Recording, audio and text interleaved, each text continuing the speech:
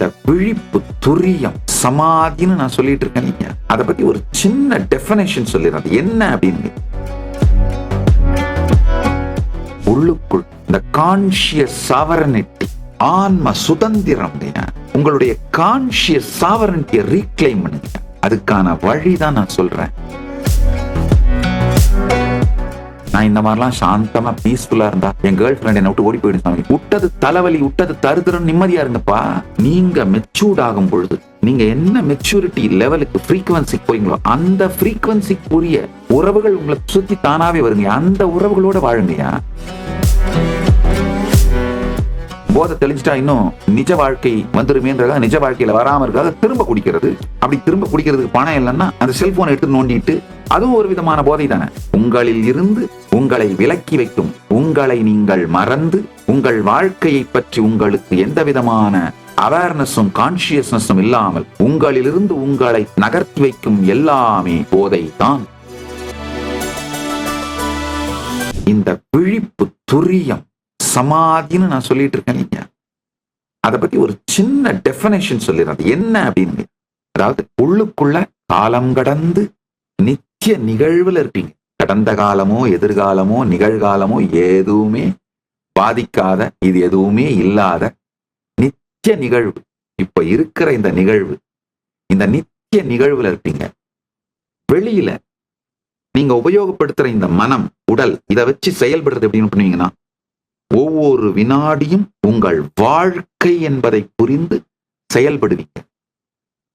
காலத்துக்கு உள்ளே இயங்குகின்ற மனம், உடல் ஒரு வினாடியை கூட வீணாக்காமல் குறிக்கோளை நோக்கி இயங்குவதும், காலத்துக்கு அப்பாற்பட்டிருக்கும் உங்கள் ஆன்மா, நீங்கள் நித்திய நிகழ்விலே எதை பற்றியும் கவலை இல்லாமல் இருப்பதும், இந்த இரண்டுமே சைமல்டேனியஸா நடக்குங்கயா.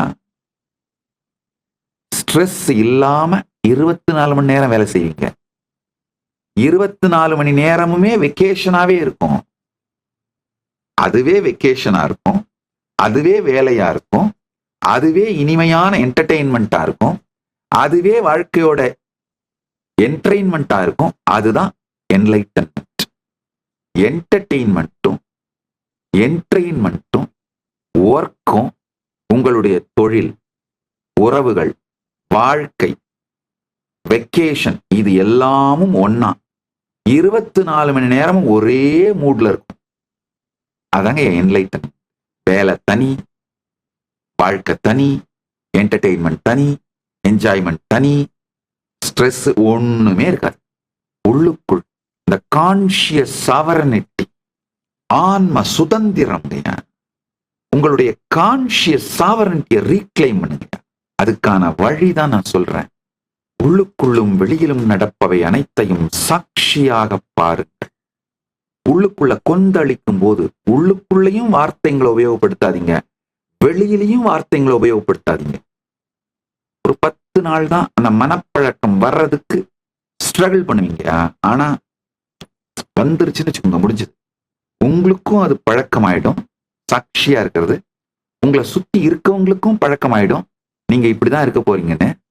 ஒரு மாசத்துல உங்க லைஃபே வேற லெவலுக்கு மாறிடுங்க. சாமி, நான் இந்த மாதிரிலாம் சாந்தமா பீஸ்ஃபுல்லா இருந்தா என் கேர்ள் ஃபிரெண்ட் என்ன விட்டு ஓடி போயிடும் சாமி. விட்டது தலைவலி, விட்டது தருதரம், நிம்மதியா இருங்கப்பா.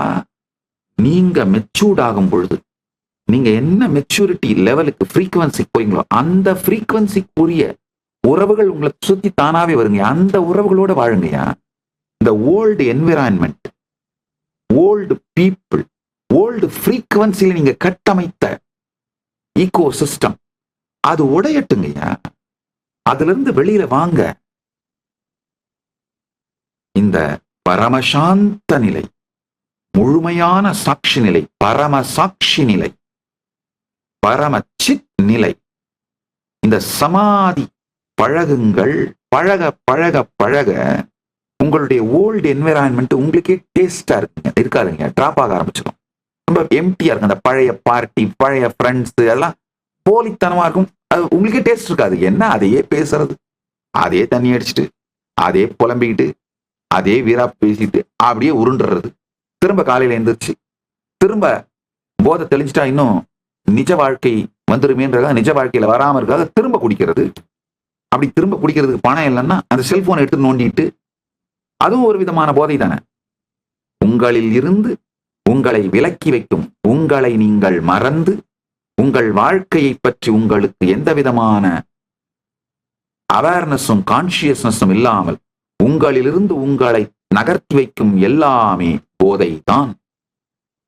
உங்களை உங்களுக்கு மறக்கச் செய்து வைக்கும் எல்லாமே போதை தான்.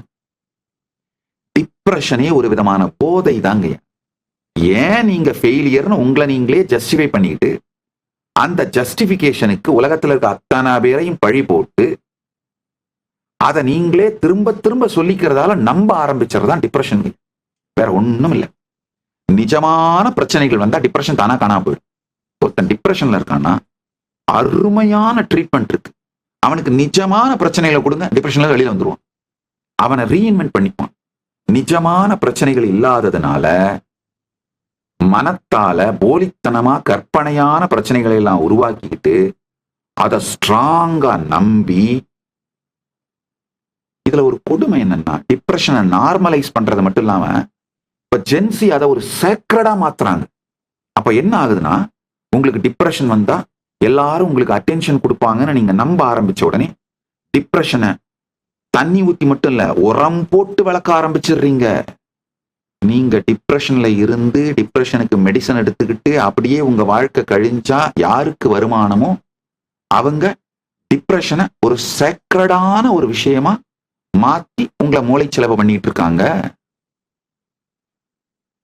நார்மலைஸ் பண்றது மட்டும் இல்ல, அதை மெதுவா நீங்க உள்ளுக்குள்ள பல பேருடைய அட்டென்ஷன் சிம்பத்தி கிடைக்கிறதுக்காக செலிப்ரேட் பண்ண ஆரம்பிக்கிற அந்த ஸ்டைலுக்கு இப்ப போக ஆரம்பிக்கிறீங்க. இந்த ஓல்டு ஈகோ சிஸ்டம் இதை எல்லாத்துலயும் உடைச்சிட்டு வெளியில வாங்க. அது எப்ப வர்ற அந்த தைரியம் வரும்னா, எப்ப வருவீங்கன்னா, இந்த பட்டாம்பூச்சி மாதிரி கூட்ட உடைச்சிட்டு வெளியில வந்து சிறகடிச்சு எப்ப பறக்க ஆரம்பிப்பீங்கன்னா, உங்களுக்கு உள்ளும் வெளியும் நிகழ்பவற்றை சாட்சியாக பாருங்கள், ஆழ்ந்து கேளுங்கள். இந்த ஒரே ஒரு சமாதி பழகுதல் ஆரம்பிச்சீங்கனாலே உள்ளுக்குள்ளேயும் வெளியிலையும் ஏகப்பட்ட மாற்றங்கள் வந்துருங்க. உங்க டேஸ்ட் மாறிடுங்கயா லைஃப்ல. உணவு, உடை, இது சம்பந்தமா மட்டும் இல்ல, உறவு, உங்க குறிக்கோள், சகலத்தை பற்றிய டேஸ்ட் மாறிடும். அடுத்த முக்கியமான சத்தியம், இந்த சமாதி பழக துவங்கும் பொழுது உங்களுடைய வாழ்க்கையில ஒரு அருமையான சின்க்ரனிசிட்டியும் ஃப்ளோவும் ஆரம்பிச்சிருங்க. நீங்க யாரா மாறணுமோ, உங்க வெற்றி, நிஜமான நீங்களும் உங்களுடைய தினசரி வாழ்க்கையும் ஒரு இனிமையான சின்க்ரனிசிட்டிக்கு வந்துருங்க, ஃப்ளோக்கு வந்துரும். உங்களை அறியாமலே எக்ஸ்ட்ராடினரியான விஷயங்கள் உங்களுக்குள்ள மலர ஆரம்பிக்கும். உங்களுக்குள்ள நடக்கிற அத்தனையும் சாட்சியா பார்த்து இந்த நித்திய நிகழ்வுல இருக்க ஆரம்பிச்சீங்கன்னா, நீங்கள் நினைத்து பார்க்காத, இதுவரைக்கும் கற்பனையே செய்து பார்க்காத சாத்தியங்கள் சத்தியமாவதும் நிஜம் ஆவதும், அதை நோக்கி செல்ல முடியுங்கிற தைரியம், ஸ்ரத்தை, தெளிவு, உயிர்மை உங்களுக்குள்ள மலர்றது நீங்களே பார்ப்பீங்க. ஒரு தந்தையாகின்ற சக்தியை ஆண்மைன்னு சொல்றோம். அது மாதிரி வெற்றியடையும் சக்தியை உயிர்மைன்னு சொல்றேன்.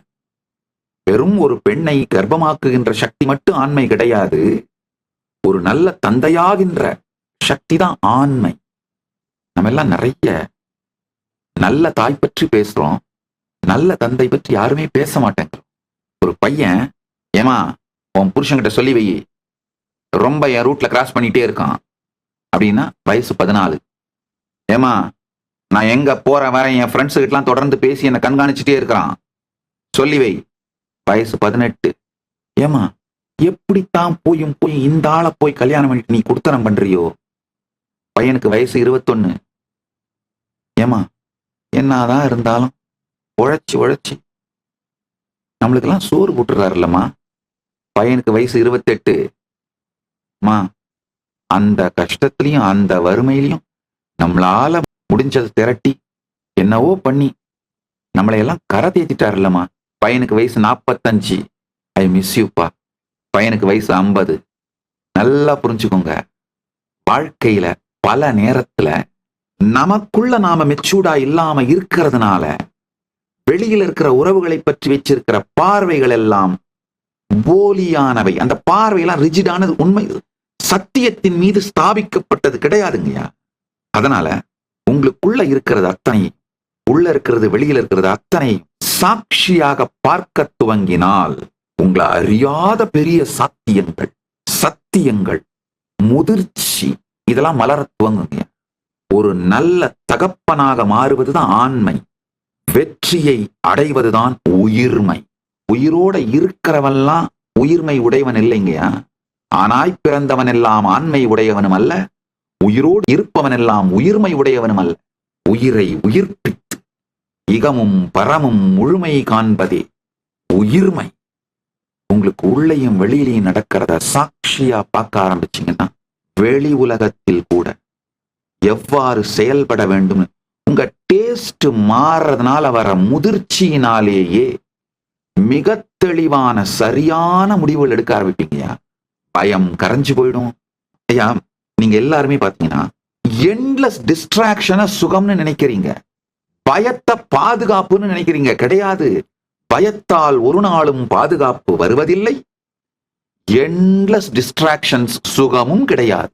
எண்ட்லெஸ் டிஸ்ட்ராக்ஷன்ஸ் சுகமும் தருவதில்லை.